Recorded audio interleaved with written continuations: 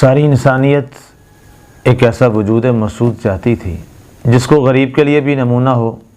جو امیر کے لیے بھی نمونہ ہو، جسے بڑے کے لیے بھی کوئی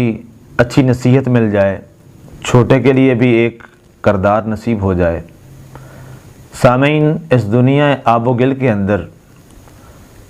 ہم نے سب نے، مورخین نے، محررین نے بہت سے لوگوں کو دیکھا بھی ہے، سنا بھی ہے، جانا بھی ہے، پڑھا بھی ہے، لکھا بھی ہے۔ آج آدم علیہ السلام تا عیسیٰ علیہ السلام، ہر ایک اپنے مقام اور عزت اور مقام کے لحاظ سے، منصب نبوت کے لحاظ سے، شان رسالت کے لحاظ سے، ہر ایک کا مقام یقیناً ایک فرد فرید کی حیثیت سے ہے، لیکن ابھی بہت سارے زندگی کے پہلو تشنہ تکمیل اور نامکمل تھے۔ کوئی شخصیت اور ایسی ذات تو ہمیں چاہیے تھی جس کے اندر ایک ہمہ جہت پہلو اس کی ایک ذات کے اندر جمع ہو جائیں۔ تو سامعین، آخر وہ وقت آن پڑا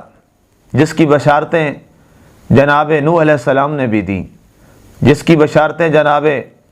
سیدنا موسیٰ علیہ السلام نے بھی دیں، جس کی خوشخبریاں جناب عیسیٰ علیہ السلام بھی سناتے ہوئے دنیا سے آسماں کی جانب اٹھا لیے گئے، اور انسانیت جو کہ انسانیت سوز معاملات کا شکار ہو چکی تھی، وہ تڑپ رہی تھی، وہ سسک رہی تھی،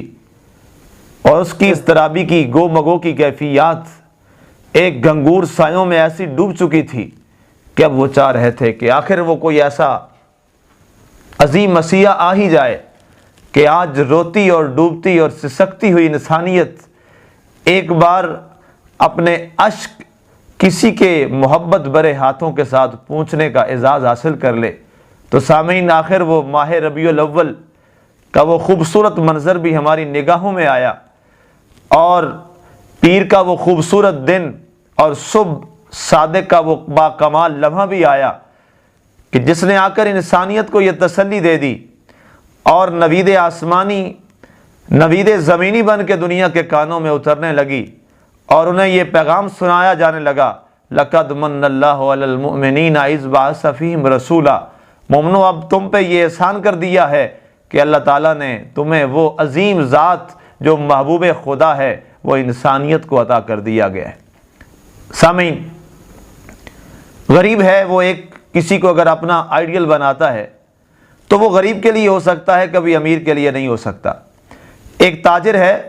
وہ جس کو آئیڈیل بنائے گا تو ظاہر ہے اس کا تمام نظام تجارت کے ساتھ جڑا ہوگا، لیکن وہ ایک غریب اور فقیر کے لیے کبھی ماڈل اور نمونہ نہیں بن سکتا۔ اسی طرح اگر ایک کسی امام کو اپنا ایک نمونہ اور ماڈل اس کو چاہیے تو وہ کسی امام کو دیکھے گا، وہ کبھی کسی ایک مقتدی کو دیکھنے کے قابل نہیں ہوگا۔ اسی طرح اگر ایک مقتدی ہے،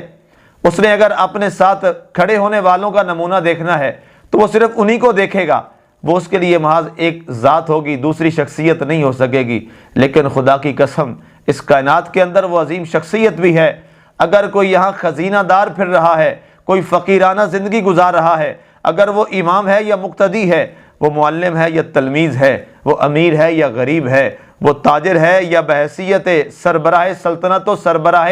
گھر اور خاندان ہے، اور اگر وہ باپ ہے یا بیٹا ہے، اگر یہ سارے پہلوؤں کو دیکھنا ہے تو ہمیں وہ ذات مصطفیٰ نظر آتی ہے جہاں یہ سارے پہلو جمع کر دیے جاتے ہیں۔